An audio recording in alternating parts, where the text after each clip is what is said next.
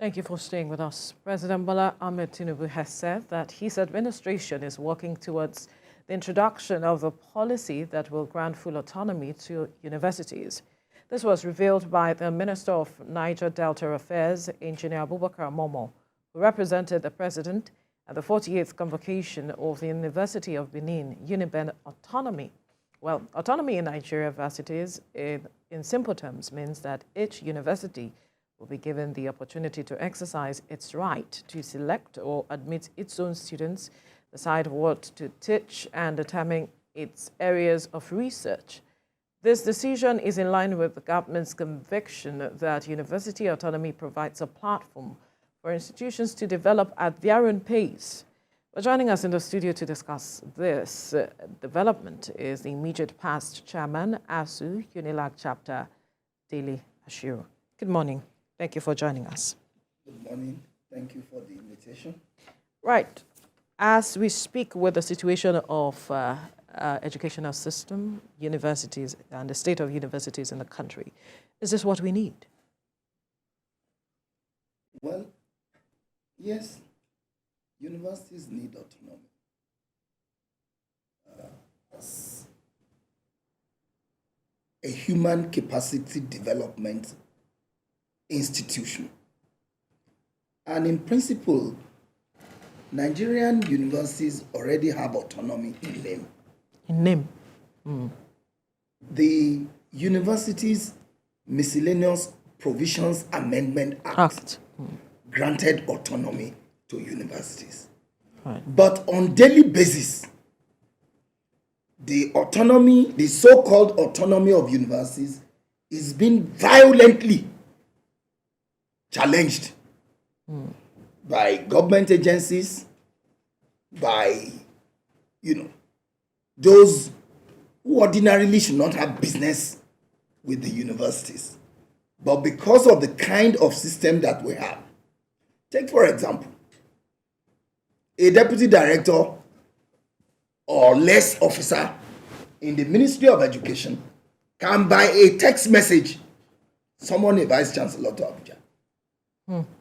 And you find them running hectare-scatter to answer such call. Similarly, in spite of the autonomy that we have, lecturers in Nigerian universities were forcefully enrolled on the IPPIS scheme, for which is a major source of disagreement and industrial disharmony in our universities till I speak. So what we are simply saying is that yes, universities must have autonomy. By their very nature, if they don't have autonomy, they are not going to be able to function appropriately. But shouldn't there be some level of control? How do you mean? Control? Control how people think? Control the kind of research that they do? Control the way they train future leaders? But we have seen, with the trend of strikes we have seen, perhaps government just wants a measure of control to be able to curb some of these things. So that, what is strike? Okay. Strike is just a symptom of a system that is not working. Strike is not an issue in Nigerian universities. If our universities are working, you think that university teachers are strike mongers? No. But it's just a manifestation of a system that is not working. And the very moment the system is fixed, strikes will certainly be a thing of the past.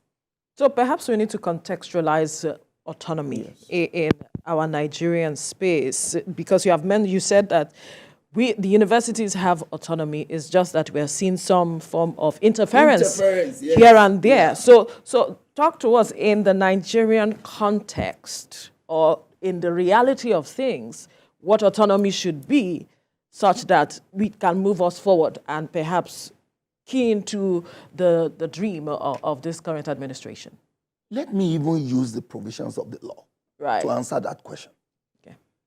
In the Universities Miscellaneous Amendment Act, there is a proviso there that circulars from ministries, departments, and agencies of government will no longer apply to universities. But as we speak, Ministry of Education, Revenue and Physical Mobilization Agency, National Assembly, just name it, interfere with what goes on in the university. If universities are to be granted autonomy, it means that they have to, one, be able to take charge of their curricula. As we speak, the National Universities Commission is imposing a curriculum on Nigerian universities in violation of the extant regulations, extant laws of universities. The law provides that the University Senate will determine the kind of curricula to be taught in universities. And they don't have to be uniform. UNILAG must not teach what UNICAL is teaching.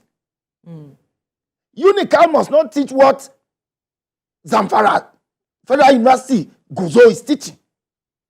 But today, NUC is our daggers drawn with our union on the imposition of a core curriculum, whatever curriculum on Nigerian university.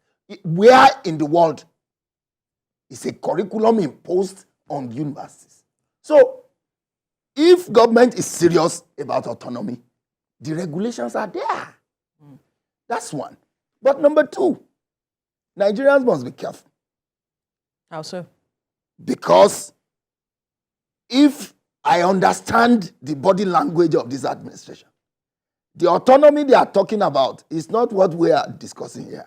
Really? What do you think? The autonomy that they are likely to be talking about is to say that universities, government will no longer fund universities. You know, that argument has been coming over the years. But that's part of autonomy.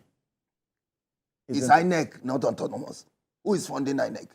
No, we are talking about universities. You have just drew a parallel. If you're saying you want autonomy, that should come to play as that well. part of it? Financially. You see, let's not be taken away by the general narrative.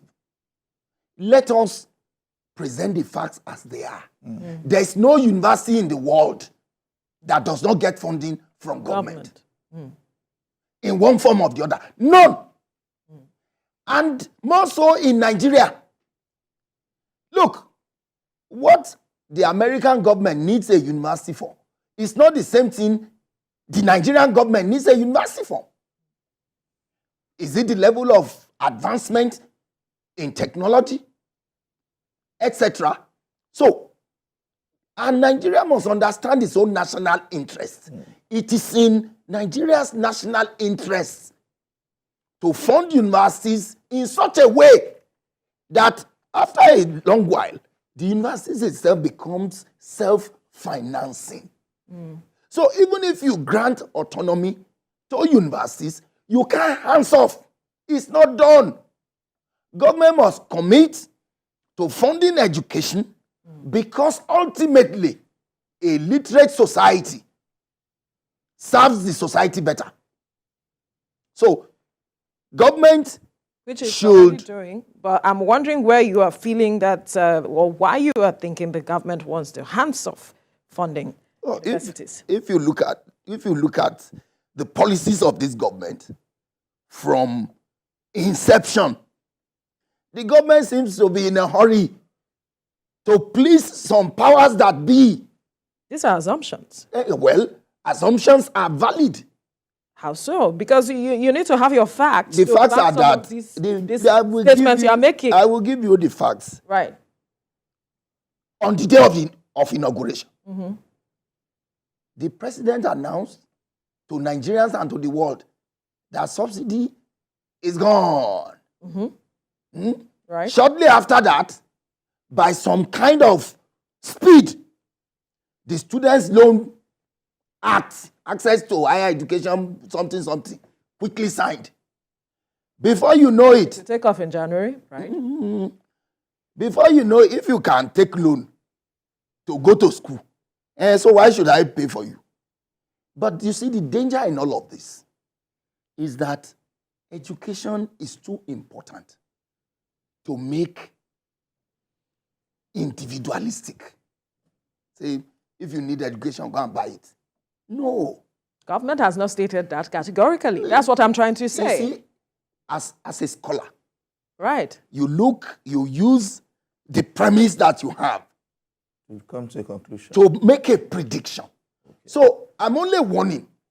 I started by saying that I hope that that's not what is meant by this autonomy. Because if it is autonomy, universities already have. What we need to do is to strengthen it and make it functional. If it is about funding and what commitment government should have into funding education, my advice is that as a developing country, as a society in their need of research into technology, space science, agriculture, etc., government need not hands off funding education, especially at tertiary level, because there's nowhere in the world, even where they are so autonomous, that government simply says, look, go and charge fees, do whatever you want to do, and no. Where lies the autonomy there? Because if you are saying that the government should not hands off funding education for educational or technological purposes, where lies the... I have answered that question. Ask me another one. So, I have answered that question. Okay, perhaps he's trying to say he who pays the piper should dictate the tune. Should dictate the tune. Yeah, well, you see, he who pays the piper ordinarily dictates the tune. Mm-hmm. But you see, in educating a people, there's no piper, there's no dictator, and there's no tune. The only tune is the future of the society. With direction. This country don't have a direction. How do you mean? Look, let's take electricity. In the last 20 years, Nigerians have been paying for darkness. There has not been any concerted effort to engage all the faculties of electrical engineering and all that in the country to say, look, whatever it is, solve this problem. Did you have that conversation with the various ministers of education that we have had? Why not, if not? No, you should put that statement forward. I am already putting it in an agreement our union signed with government. We say, look, your universities are your resource center. In times of national calamity, in serious societies, they go to the university. This is a problem. Give us a solution. And once the solution is given, government will take it up and then turn it, into a workable program of action for the country. In Nigeria, that's not the case. Secondly, look at our roads. How has the universities been engaged to solve that problem? Even refinery. The person that spoke before me talked about the need, to revamp and build more refineries. But there are local capacities. Government is still not looking for solution, even though if not involving they should involve everybody. Because you cannot just categorically say government has no direction while it's still finding solution, even though outside the universities. What I'm saying is you can't find solution if you are a serious government and you have confidence in your university system. You can't find solution outside the university. That is the solution center. Anywhere in the world you can find out. Absolutely. That is the solution center. And universities have solved very challenging problems all over the world. But as you lay your bed, so you lie on it. So what we are saying is not about, it's not about Tinubu government. It's a systemic problem. Right. This problem has been there. Obasanjo, Yaradua, you can name names. But what we are saying is that if we love this society, we should not be concerned about names. We should be concerned about issues and how to get them resolved. Absolutely. So, I believe that's why the government is pushing for this. But we need to quickly go on a break. Okay. When we return, you continue where you stop. It's okay. Stay with us. Thank you.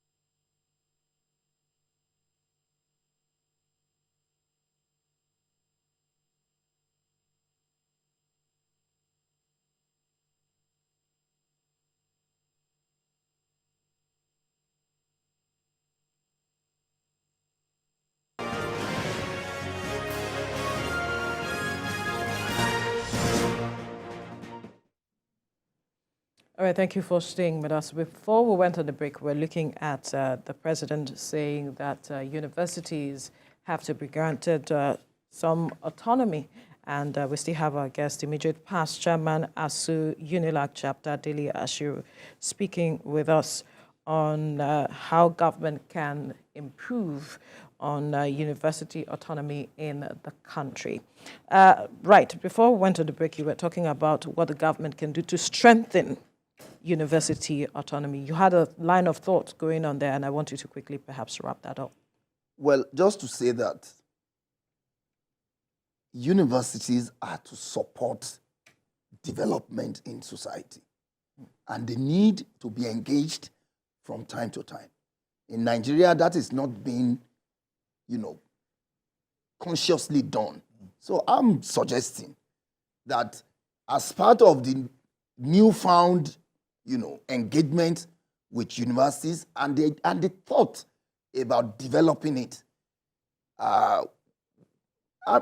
looking for a more constructive, engagement with our universities with a view to finding solution to the myriads of problems that confront us as a nation.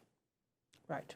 So if we get the kind of autonomy that you have mentioned, talking about without levels of interference, so to speak, I'm wondering how this will position our universities in the Committee of Nations. We have known that we used to have exchange programs years ago, and we now found ourselves in this situation. Will that restore the past glory that we have seen in our universities in previous years? How will that reposition us? Well, if well implemented, and sincerely so, because you see, it's a different thing to have a fantastic policy. It's a different thing to implement it in an haphazard manner. We can't have a competitive university where people come from all over the world if, university teachers' salary is still being paid by IPPIs, in spite of the fact that the court says it's illegal. We can't have expatriate lecturers coming from abroad if you say you are going to pay 35% wage increase award to professors and 25%, and more since January. This is almost end of November. Nothing. You promise that you are going to give Nigerian workers 35,000 naira every month for 6 months until a new minimum wage is agreed with government. Up to now, 1 month paid, the remaining one, nothing. So the point that must be noted, and these are policy statements in public domain, and that's why I'm saying if well implemented, Right. it will boost the capacity of our universities. It will increase its ranking in the world. It will enable universities to attract brains from outside Nigeria. It will also, enlarge the research capacities of our universities. Which is critical. So, but it has to be well implemented. How will this improve the rankings? Oh, the ranking is based on all of these items that I have stated. And once there are improvements, take for example, I was a student in UNILAG, and we had lecturers from Trinidad and Tobago, from India, from Netherlands, almost all over the world. In fact, some refused to go at some point. Go to UNILAG now. As a student in UNILAG, big men, so-called big men in Nigeria, their children attended UNILAG with us. The Braithwaites, the Obasanjo's daughter was in UNILAG. Muritala Mohammed's son, Augustus Aiko, you can name names. Go there now. So, what we are saying is, if we're serious about our university system, universities have capacity to develop this society. Time was UCH in Ibadan, one of the best in the Commonwealth. Absolutely. What's happening there today? So, leadership is critical. And I believe that's what this government is trying to show. I have told you. Because from the statement you are making, I'm seeing that there's some level of trust is a major challenge. Because we've been browbeaten over the years. So we are waiting to see how these things will transform into. I just gave you some examples about policy statements already made by this government. The last administration, we were promised that so amount was put in budget. So amount put in budget for salary increases for university workers. So amount salary for developing universities. We are in November. Another budget is being, tomorrow, the president will deliver another budget speech. No implementation. Now, you mentioned something earlier that I want to take you back to, please go on. Which has to do with funding. You said that the government has to continue funding universities till when they get to a certain level where they can be self-funded.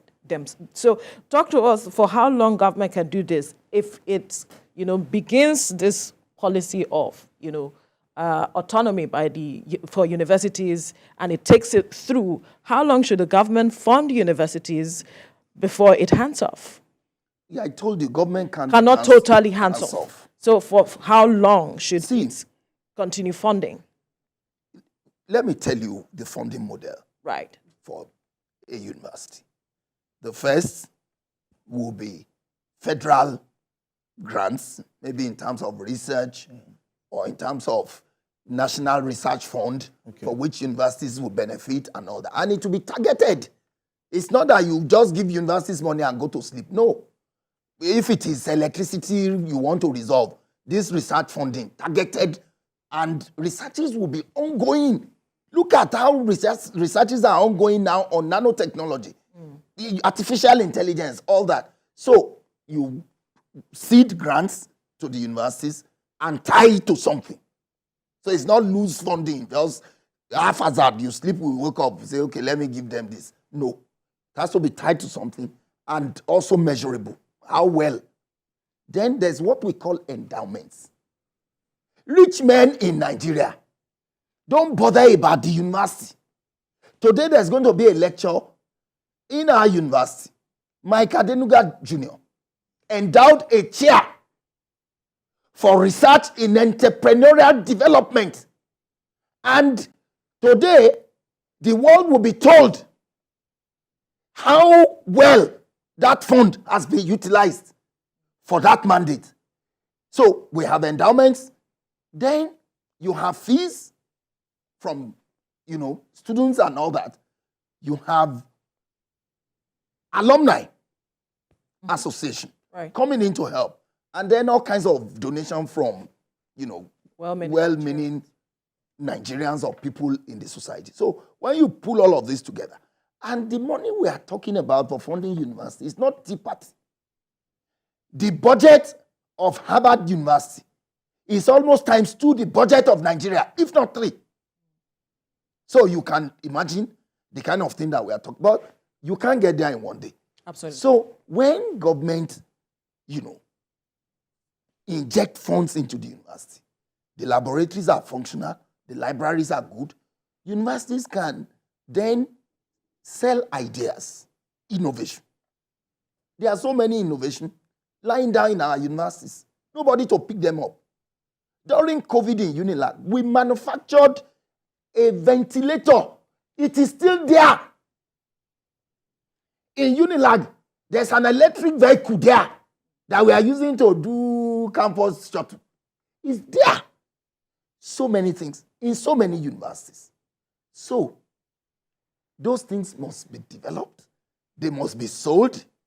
When you sell them, you make more money. Absolutely. Investment first.